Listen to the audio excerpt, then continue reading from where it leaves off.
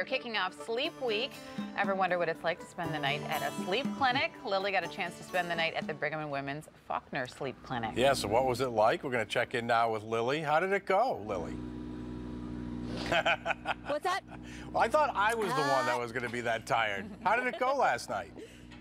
It went really, really well. I have to tell you, you get all these electrodes on you and they monitor all sorts of things. They put things on, they glue things directly to your skull. They put things on your chest to monitor your heart rate. There's a nose thing that goes in so they can measure your breathing. There's even something on the jaw so they can see if you grind your teeth or not.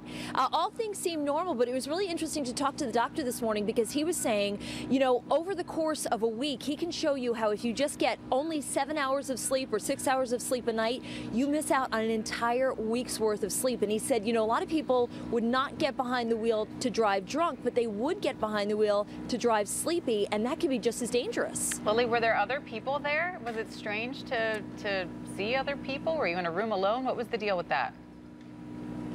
Yes, there were. It was a big bunk room. No, I'm kidding. It was this clinic. That could have been awkward. This clinic was only open for like the last 8 weeks or so. So they were good enough to come in on a Sunday night to meet me there. But they said that they could have during the week they could have up to 3 to 4 people there.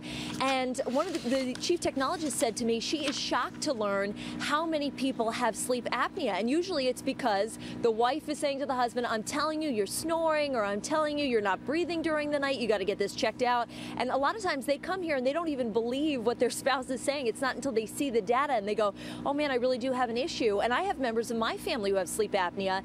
Turns out they're at higher rate for stroke, heart attack, all sorts of things because your body is working so hard to try and stay alive during the night. So it is highly, highly recommended that you do something like this if you have an issue that a spouse or a partner tells you about. Lily, did you find it difficult to fall asleep when you're all hooked up with all that stuff and you're in a place where you know they're watching you? How do you relax enough to even fall asleep?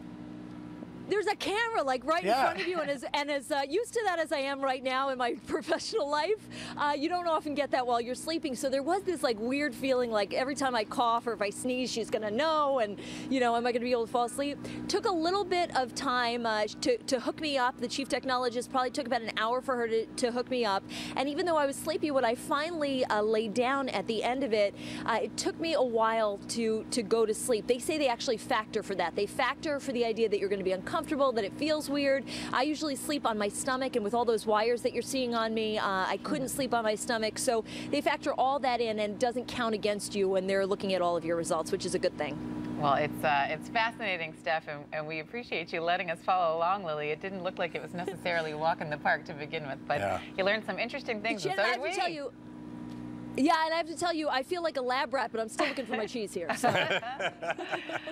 Lily, thank you. We enjoyed it. And what are you doing tomorrow? Tomorrow, Sleep Week continues. We have a bunch of stuff coming up this week. As a matter of fact, we're going to take a look at mattresses. We're going to tell you what the best way is for kids to sleep. And I don't know about you guys, but I have a whole assortment of herbal and over-the-counter remedies that I try to use to get to sleep and then also to wake up. So we're going to look at those and whether they're actually safe or useful. All right, good stuff. Good week for me to be seeing all this, too. Right? So, right? Getting used to this new schedule. All right. All right, Lily, thank you. We'll see you then. Bye.